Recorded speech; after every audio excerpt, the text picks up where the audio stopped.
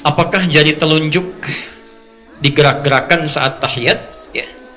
Ataukah diam saja? Dan sampai mana batas bacaan tahiyat tahiyat awal? Baik.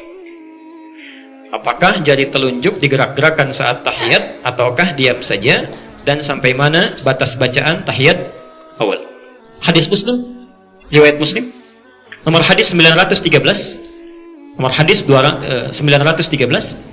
At-Tirmidzi, bukan Tirmidzi tapi At-Tirmidzi. Nomor hadis 296. Nomor hadis 296 dari Abdullah bin Umar.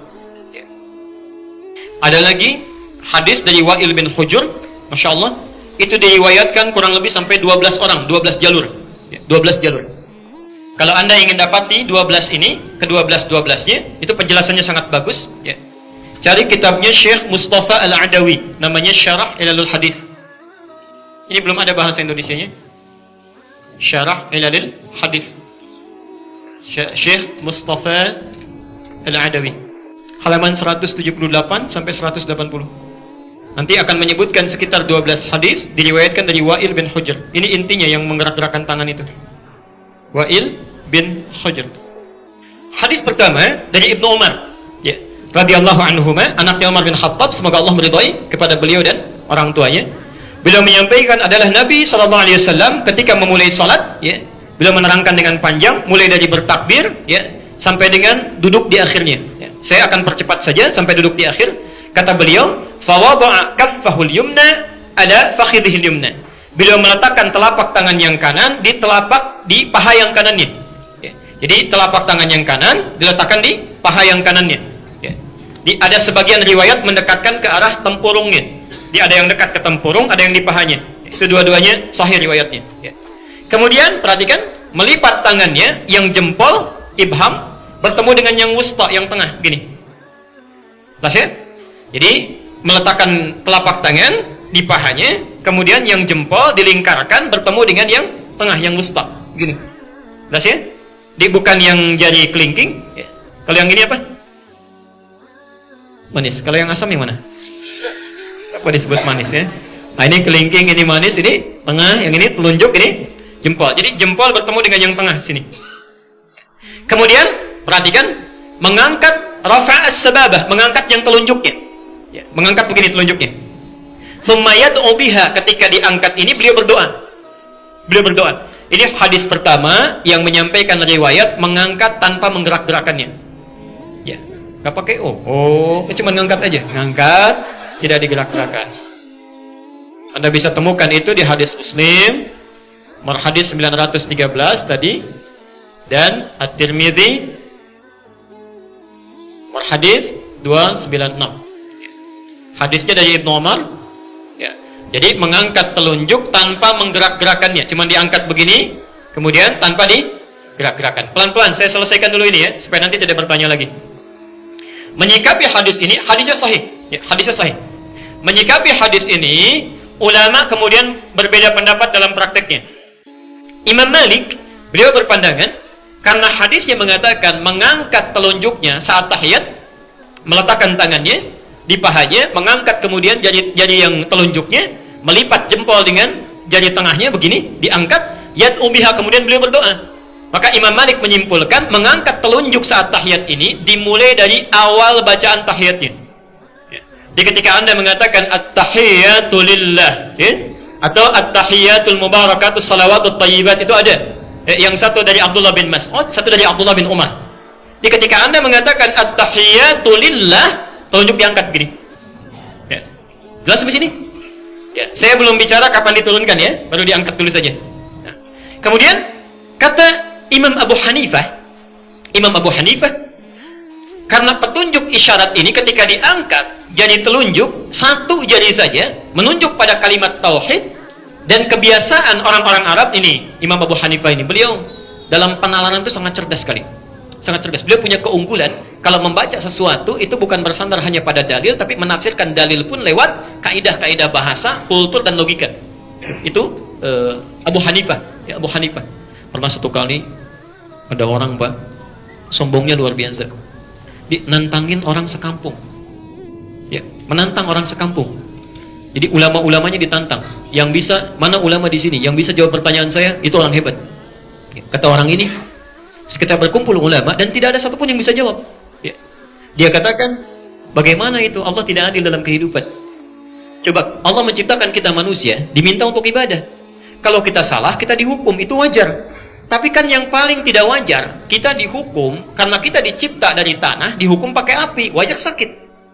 Tapi kalau setan salah, dia dihukum, dia akan dicipta dari api. Disiksa dengan api juga. Ya, jadi dia disiksa dengan bahan penciptaannya. Bagaimana bisa merasa sakit? Ya. Jadi kalau manusia dihukum, manusia terbuat dari apa? Tanah. Dari mana taunya? Quran surah 15 ayat ke-28. Ya. Setan dicipta dari apa? Dari mana taunya? Satu ayat sebelumnya. Ya. Wal janna khalaqnahu min naris samum. Khalaqnahu min qablu min naris samum. Dan jin kami ciptakan sebelumnya, sebelum manusia, dari api yang sangat bergejolak. Ya. Loh, apa hubungan jin dengan setan? Ya, maaf. Setan itu asalnya iblis. Ya. Al-Baqarah ayat ke-34. Wa idz qulna lil malaikati isjudu li adama fasajadu illa iblis. Siapa iblis itu? Asalnya jin. Jin. Dari mana taunya? Al-Kahfi ayat ke-50. Wa idz qulna lil malaikati isjudu li adama fasajadu illa iblis kana minal jinni, adalah termasuk kalangan jin. Ketika dia menggoda Adam, disebut namanya dari iblis berubah jadi setan. Ya. Dari mana taunya? Al-Baqarah 36. Fa azallahuma syaitanu anha, disebut setan. Karena itu ketika disebutkan setan dalam konteks Quran, ada yang dikaitkan dengan jin. Dikaitkan dengan jin. Nah, kata orang ini, kalau jin sih enak, setan enak. Dicipta dari api, dikembalikan ke api. Sama aja bohong. Pada saat itu nggak ada yang bisa jawab. Tiba-tiba datanglah seorang anak, maju ke depan, menyampaikan, saya bisa menjawabnya. Persis seperti anak itu begitu. Ya. Nah. Baik. Saya bisa menjawabnya. Masya Allah. Penasaran orang ini. Tapi tolong datang kemari. Tolong datang kemari. Ketika datang, itu tanpa bicara apapun langsung ditampar pipinya.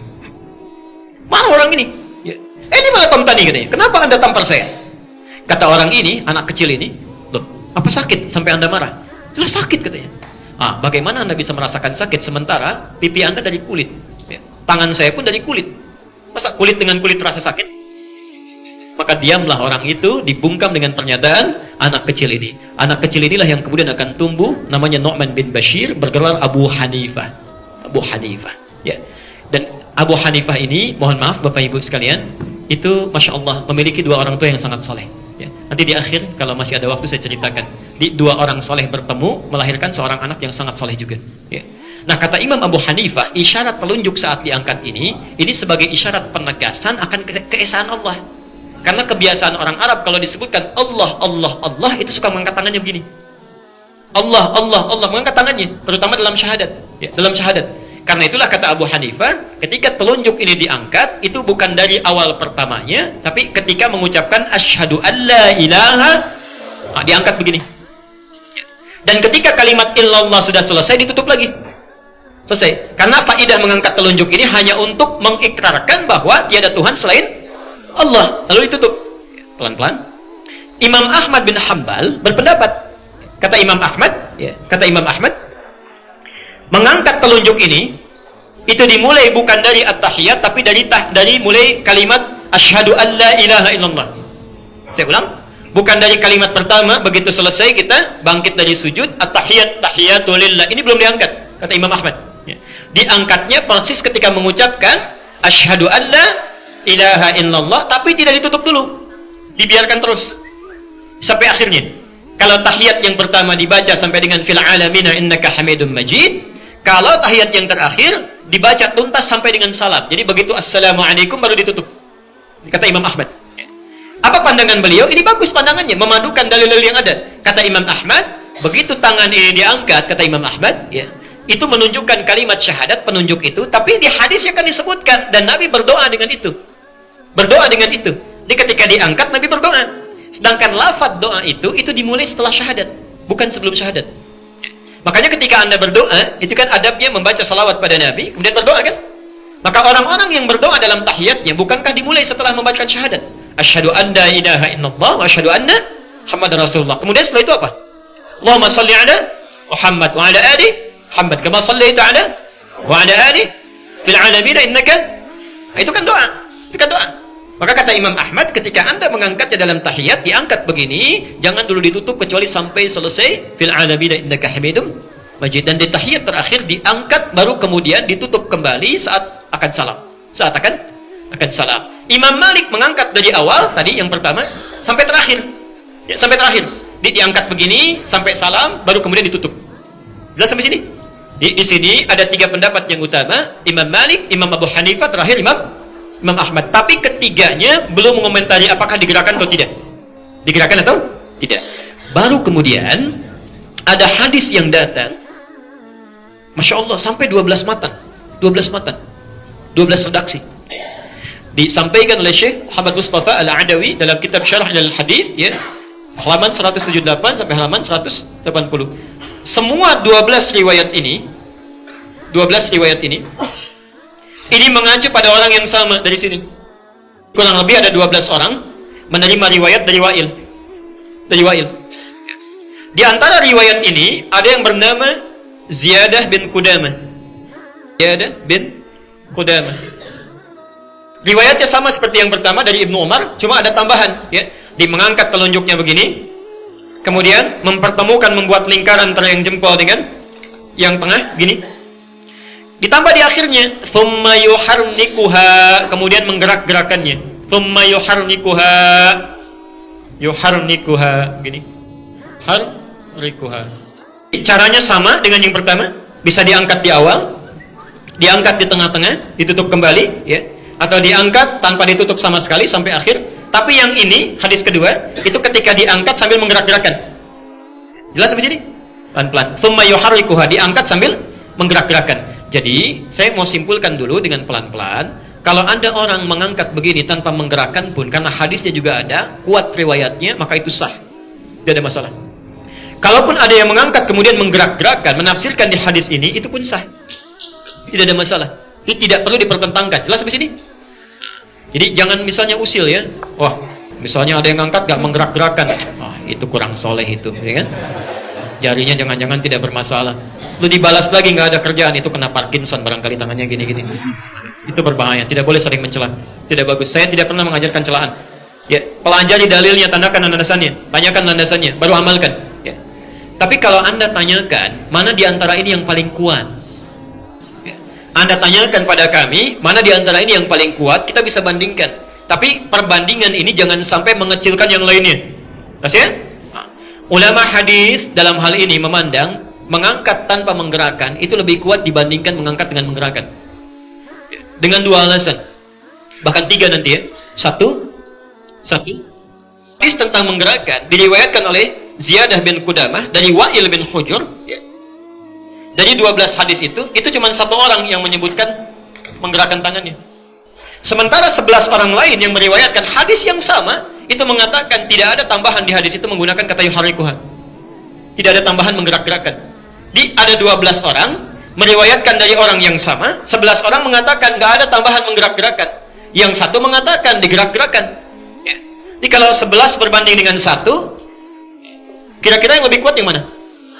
Maka dari itu kata para ulama, jika ada satu riwayat bertentangan dengan banyak yang thiqah, maka yang ini ditinggalkan. Ditinggalkan itu maksudnya dianggap lemah dibanding dengan yang ini. Di antaranya ada Sufyan Ats-Tsauri yang 11 itu. Ya. Ada Sufyan Ibnu Uyainah, ya. Ada Zuhair, ada Salam bin Sulaim, ya. Macam-macam. Jadi ada ada Bishr bin Al-Mufaddal, ada 15 orang, ada 11 orang, maaf, ya. Dan semuanya ahli hadis. Semuanya ahli hadis. Ini dari segi sanad. Tapi kalau Anda berbicara hadisnya sahih atau tidak, hadisnya sahih. Ya. Sahih. Cuma bertentangan dengan 11 yang sahih lagi dari satu jalur yang sama. Nanti kita tafsirkan di akhir. Yang kedua, kalimat yuharnikuha bahasa Arab itu memiliki 2 makna. Pelan, sini. Kalau Anda menemukan kalimat bertasydid, misal ini ya, ini ha, ini ra, ada tasydidnya, ini kaf, ini ha. Tunggu saya. U a i u a. Ya, ada tasydidnya di sini. Yuharrikuha, yuharriku, ya, yuharriku U, A, I, A. Pelan-pelan. Yang pertama, itu artinya bergerak tanpa henti.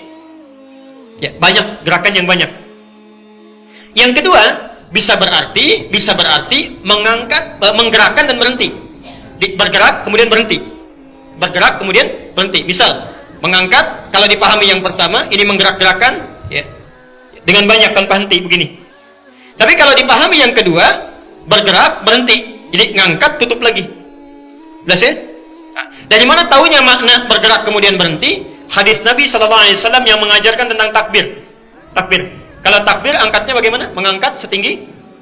Dari mana taunya? Hadis Al-Bukhari nomor hadis 737. Bisa sejajar dengan telinga. An-Nasai nomor hadis 1101.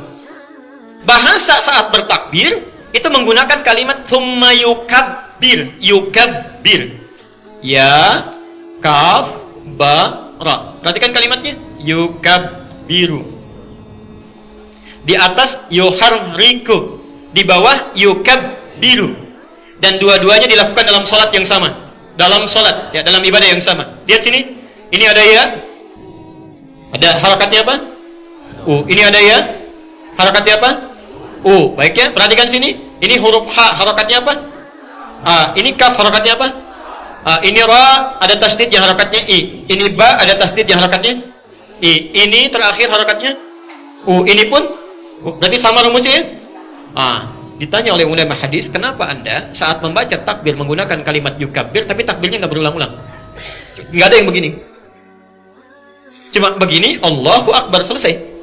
Tidak pernah ditemukan orang sholat misalnya Allahu Akbar, nggak ada. Jadi begitu angkat Allahu Akbar. Kenapa Anda saat ini pertanyaan ya. Jadi kita juga tidak boleh mengecilkan. Kenapa Anda saat bertakbir menafsirkan dengan makna yang kedua? Jadi Allahu Akbar sekali angkat tutup. Tapi ketika tahiyat Anda menafsirkan dengan makna pertama, menggerak-gerakan. Ya. Nah, ini dalam satu amalan ada dua kalimat yang rumusnya sama, tapi kenapa bisa beda menggunakannya? Kalaupun dijawab, bolehlah, tidak apa-apa karena Nabi menunjukkan itu. Sekarang kalimat salat itu selalu jelas dalilnya, jelas contohnya.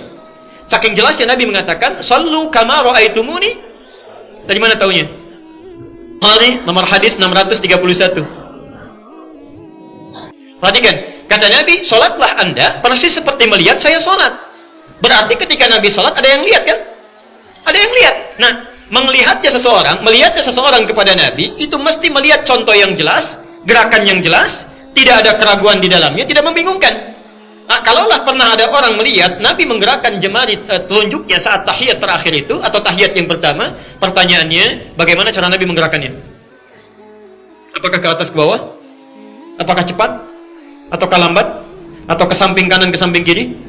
Ada sementara orang membentuk kalimat Allah begini? Mana yang benar?